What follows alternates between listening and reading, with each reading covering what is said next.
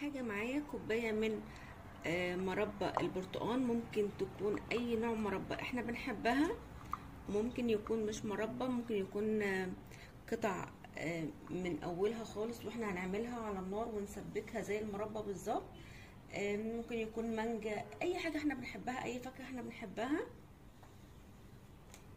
دلوقتي انا عايزة ما يكونش فيها قطع زي ما احنا شايفين كده، فهرسها بالهاند بلندر.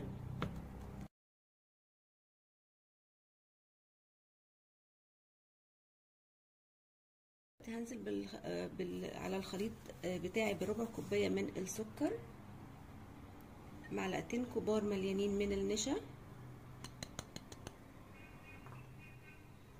حبايه كامله من البيض،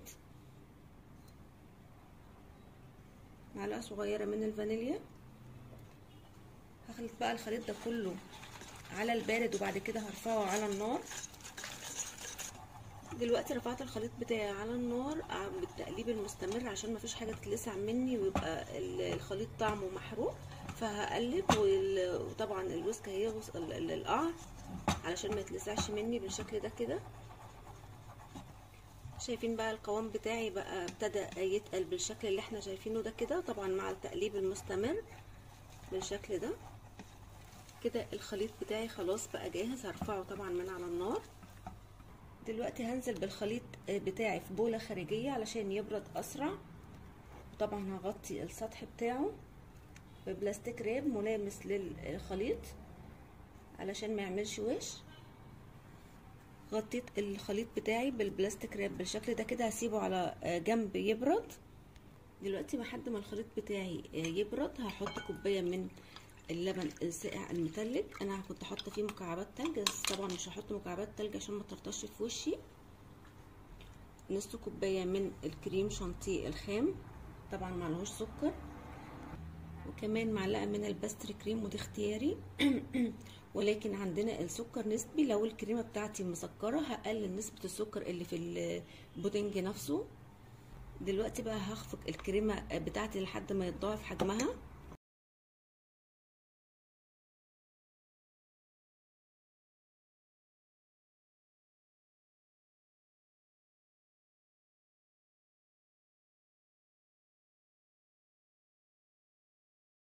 بقى الكريمه بقت جاهزه والبودنج برد، هضيفه شويه بشويه. انا طبعا زودت شويه حليب وانا بخفق الكريمه، كانت محتاجه شويه، فاحنا بالنظر. وطبعا الكريمه السايله دي او سوري، او اللي هي مش في باكت، يعني اللي هي من عند بتاع الحلويات، مش مرتبطه بمعيار لبن معين، بالنظر زي ما احنا بنشتغل كده ونشوف. دلوقتي بقى هخفق البودنج مع الكريمه.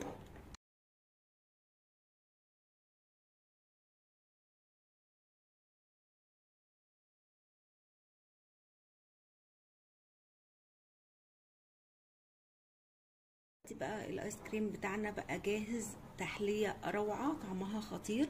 ممكن بالشكل ده كده نحطها في علبة ونحطها في الفريزر تتجمد، ولكن انا هحطها دلوقتي في البولات على طول. بس طبعا هحطها في كيس حلواني علشان شكل التقديم يكون حلو. لو عندنا ضيوف في ثواني الحلب بتاعنا هيكون جاهز. دلوقتي بقى احلى ايس كريم بقى جاهز معانا بالشكل التحفه اللي احنا شايفينه ده كده.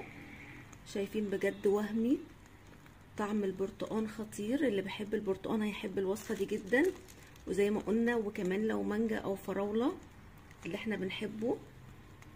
شايفين بقى الحلاوه والجمال بجد تحفه. شايفين بقى القوام مظبوط جدا، وريحه البرتقان قلب الدنيا. وصفه حلوه قوي، يا رب تجربوها وان شاء الله باذن الله كلكم هتدعولي. وممكن نحط بالشكل ده كده، هنثبت ايدينا في النص ونفضل نمشي او ندوس، نضغط بالشكل اللي احنا شايفينه ده كده. كمان شكل حلو قوي بالشكل اللي احنا شايفينه ده. شويه كده من بشر البرتقال، حاجه بسيطه. طبعا الشكل اللي احنا حابينه هنعمله بالشكل ده كده، بيدي طعم وشكل حلو جدا. لكل الناس اللي بتحب البرتقال لازم تجربوا الوصفه دي، وصفه خطيره جدا بجد، طعمها حلو قوي. شايفين بقى قد ايه كريمي واقتصادي جدا، من غير كريمه سايله ولا حليب مكثف محلى ولا اي حاجه خالص. وخلي بالكم ده كده لسه ولا دخل تلاجة ولا دخل فريزر. قد ايه طعمه حلو خطير.